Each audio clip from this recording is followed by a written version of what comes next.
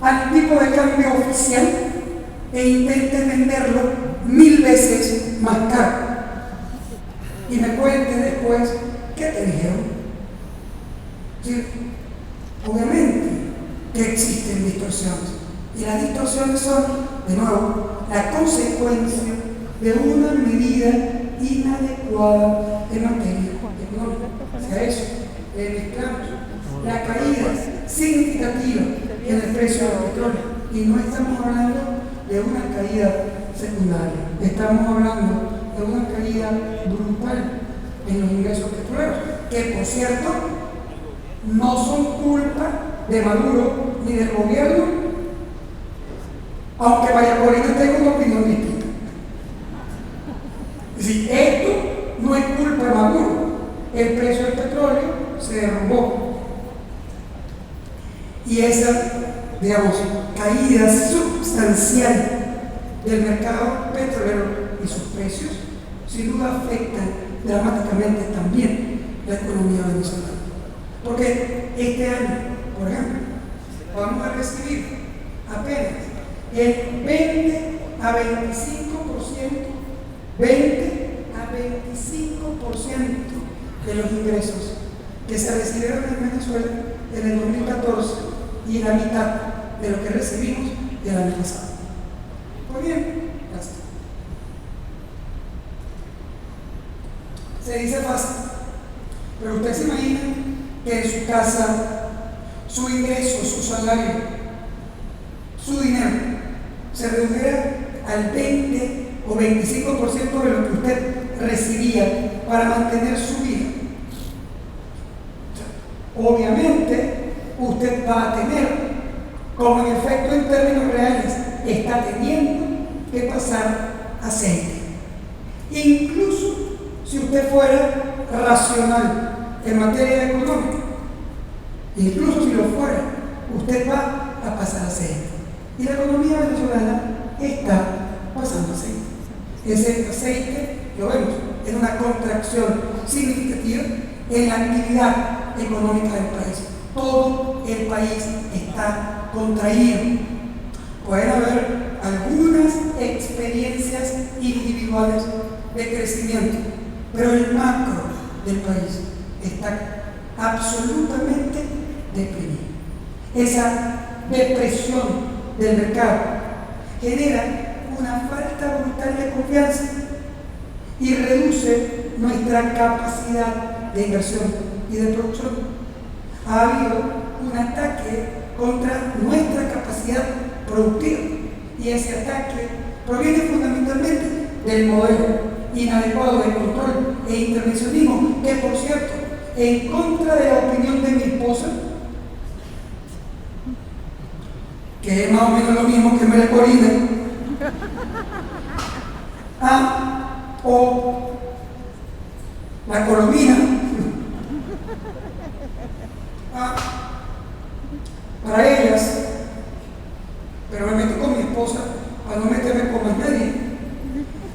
Para ellos, básicamente, el proceso, es un proceso que se puede resolver solamente cambiando a alguien, sacando un presidente o un gobierno. Allá hay otro, mira.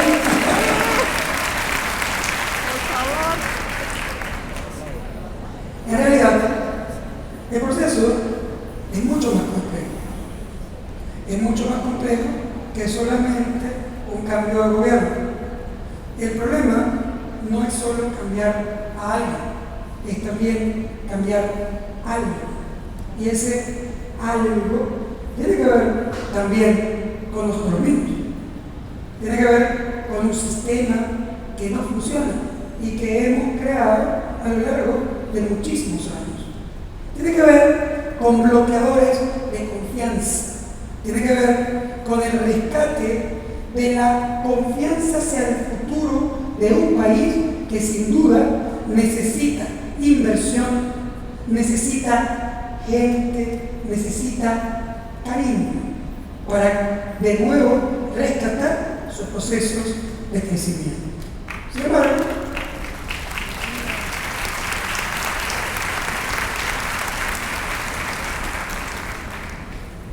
en el medio de esta situación donde estamos en un proceso de bloqueo de nuestra producción y de nuestra capacidad de innovación y sobre todo de nuestra confianza en el futuro.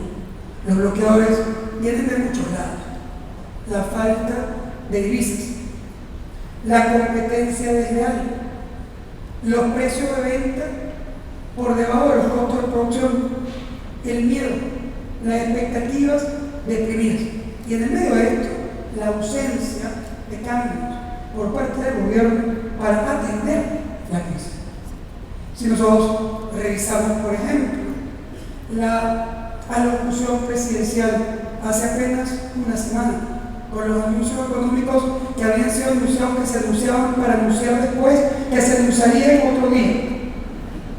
Es decir, en ese final anuncio tan esperado en materia económica, el presidente Maduro nos presenta una gran inconsistencia. Por cierto, le agradezco al presidente Maduro que me haya nombrado en esa cadena. Me calificó de intelectual orgánico de la burguesía. Y la verdad, no entendí un polvo. Sonaba como un insulto. Pero yo trataba de entender el insulto y no lo conseguí. O sea, mira, intelectual es mejor que bruto. Orgánico, mejor que inorgánico. Y trabajando para la burguesía mejor que para el proletariado, porque estaría más pelando bola que ahorita.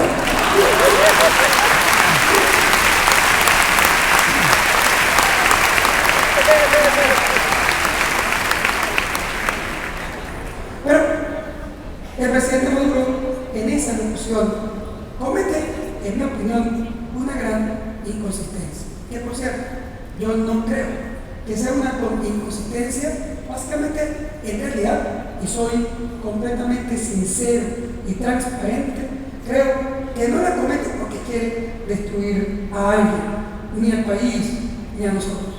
Lo hace como las típicas mamás controladoras que castran a los hijos o destruyen la vida de la hija pensando que su hijo y su hija son unos imbéciles incapacidad de tomar sus propias decisiones y que ellos creen que tienen que dirigirle y controlarle la vida. Pero eso, más allá de que no sea con intención, tiene el mismo resultado. El mismo resultado. El presidente, en su alocución, nos dice: la única forma de resolver el problema es produciendo desde el Estado alimentos y distribuyendo esos alimentos en los canales públicos a la gente, al pueblo. Más o menos 10 minutos después, el presidente Maduro dice: Bicentenario está podrido, Mercal y Pedeval no sirven un polvo, y las empresas del Estado hay que ponerlas a producir porque están produciendo y generando pérdidas gigantes que no podemos seguir financiando. Chamo, ¿tú no te das cuenta que esa vaina tiene una relación? Una conexioncita. ¿Sí? Que tú expropiaste las empresas lecheras y no hay leche. Y por cierto, no hay nada peor que un gobierno sin leche. Expropiaste las centrales azucareras y no hay azúcar. Expropiaste las torrefactoras de café y no hay café. Expropiaste las centrales eléctricas y no hay luz.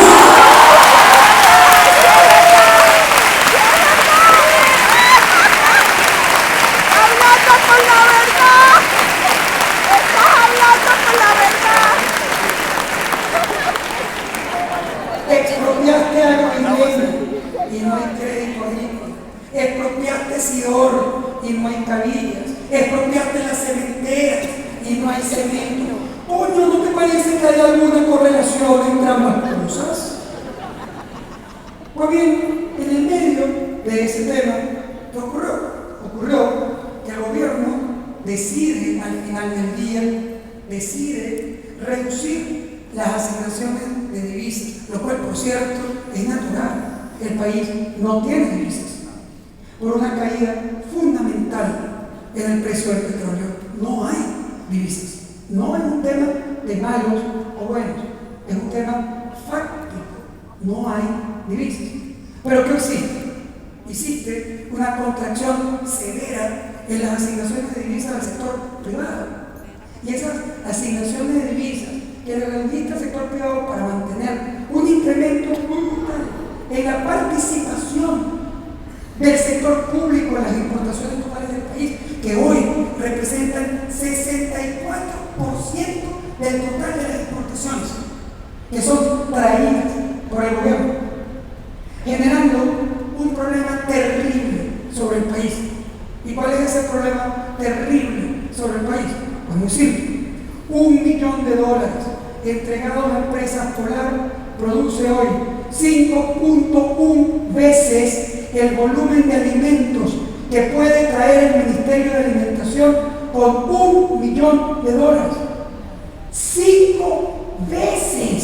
Y tú estás incrementando la cantidad de divisas que quemas ineficiente y corruptamente en el sistema público.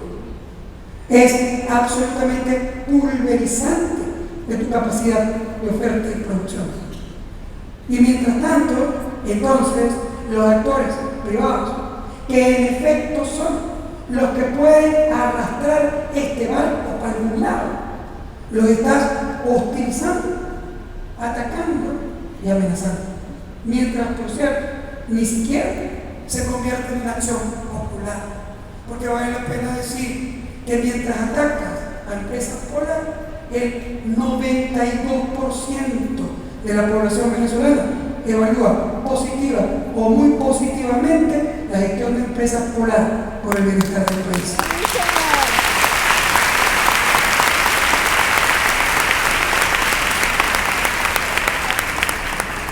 El resultado entonces no es una sorpresa. Contracción del sector privado, ineficiencia y corrupción, con lo cual se elevan tus necesidades de divisas para importación, te haces completamente dependiente y después el gobierno dice que se agotó el modelo rentista. Chamo, ¿no te había dado cuenta hace 17 años de que eso estaba recontragotado y que la única manera de resolverlo es diversificando la producción privada en todo el país? En general, eso nos condujo a lo otro. De lo que hablamos, por cierto, algunos de ustedes y yo el año pasado. Hablamos, por ejemplo, de lo obvio que era que la oposición venezolana iba a ganar la elección parlamentaria. ¿Y por qué? No, por cierto, porque la oposición hubiera cambiado dramáticamente y de repente apareció un actor o actriz que había conectado las masas, enamorado a la gente y generado grandes esperanzas futuras. ¿No? Era fundamentalmente porque la gente quería cambio. Quiere cambio. Un cambio de rumbo, un cambio de acción, un cambio de modelo, que se traduzca fundamentalmente en una mejora en tu calidad de vida. Entonces, tampoco era una sorpresa que la oposición obtuviera una mayoría en la Asamblea Nacional de Venezuela. Era algo perfectamente esperado.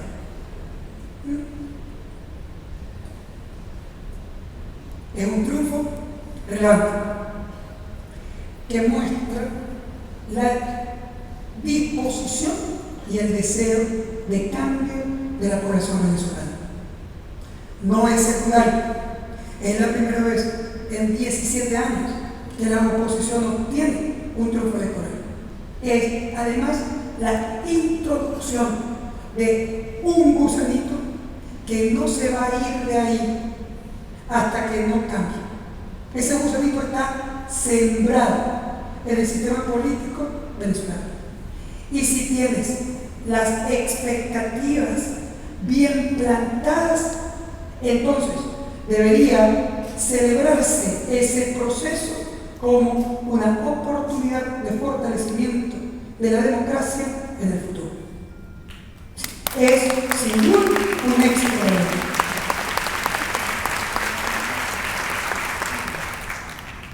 Sin embargo, es muy importante también controlar las expectativas. Porque si te equivocas estableciendo expectativas, el resultado, que pudo haber sido espectacular, termina siendo malo para ti mismo. Y ustedes, los que aplaudieron ante el triunfo de la oposición, podrían terminar aguchándola dentro de unos meses si no logra cumplir en rápido término los objetivos que ustedes se han planteado. La pregunta es, ¿y el objetivo que te planteaste o que se planteó en la propia oposición es un objetivo razonable? ¿Se puede cumplir? ¿Tiene sentido? Sí. Yo he dicho que es un gusanito de cambio. He dicho que es algo que va a producir cambios en el futuro. He dicho que es absolutamente determinante para la historia de la democracia venezolana. Pero no he dicho que en los próximos 6 meses el gobierno va a estar fuera del poder. No he dicho que vamos a ver una solución inmediata de nuestros problemas. ¿Por qué? No lo he dicho. Porque no lo sabemos. Porque no es posible hacer esa proyección lineal. Y es muy importante que lo tengamos claro.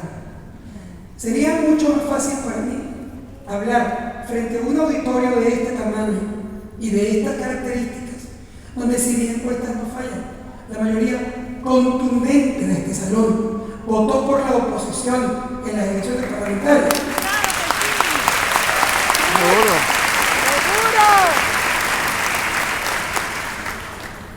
Como voté yo.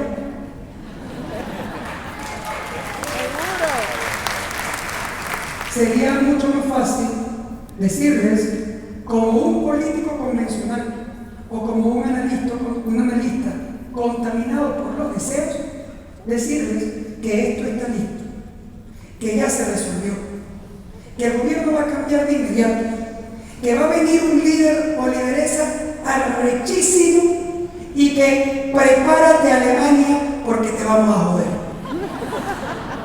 ¿Se imaginan el aplauso que yo hubiera obtenido diciendo eso?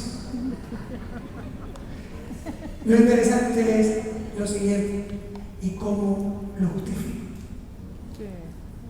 ¿Y qué pasa si no se cumple? Entonces, ustedes quedan todos frustrados y además claritos de que yo soy un hablador de pistola. Bueno, me niego rotundamente a hacer lo que se hacía hace 10 años, cuando también te dijeron que Rosales le ganaba corrido a Chávez. ¿O prefieres a Salvador? ¿O prefieres a Arias Cárdenas? ¿O prefieres a Capriles? No, barrido. No, cuando te dije que iba a ganar la oposición era porque había un elemento concreto que nos permitía concluir ese proceso. Pero hoy no tenemos elementos concretos que nos puedan básicamente permitir una conclusión de corto plazo. Puede permitirnos una conclusión de mediano y largo plazo, sin duda que sí. Pero no nos las puede permitir de corto. ¿Por qué? Bueno, si lo analizamos desde el punto de vista numérico, lo que vamos a conseguir, básicamente, es que el resultado electoral de las elecciones del 6 de diciembre es que la oposición obtuvo 57% de los votos totales, que es sin duda un éxito rotundo para la oposición en 17 años. Pero si tú miras cuántos votos obtuvo el chavismo obtuvo 41% de los votos totales. 41% de los votos totales es una votación relevante. Pueden ser movidos, comprados, movilizados, lo que tú quieras, pero hay 41% de la población que por cualquier motivo votó por el chavismo en esa elección. Eso es una fuerza relevante que está ahí y que tú no puedes plantear, como intentas plantear el chavismo, un conflicto existencial de existes tú o existo yo contra el 41% de la población. Es absolutamente inadecuado plantearse un proceso de esas características, porque terminaría sin duda en un conflicto. Lo segundo importante es que evidentemente el gobierno también está tratando de protegerse. Por cierto, lo hace, en mi opinión, de una manera completamente inadecuada. Un control de daños usando su abuso de poder, el control institucional, el control del Tribunal Supremo, el control del Consejo Nacional Electoral, de la Fiscalía, de la Contraloría. Yo rechazo abiertamente esas acciones de abuso de poder total del gobierno venezolano. Pero, rechazándolas, sin embargo, es muy importante entender que las tiene, aunque no me gustan, aunque son, en mi opinión, ilegítimas, aunque son un abuso de poder que rompe el sistema democrático, tiene el control del tribunal, tiene el control del Consejo y tiene la Fiscalía, la Contraloría y la Defensoría del Pueblo. Están en su poder.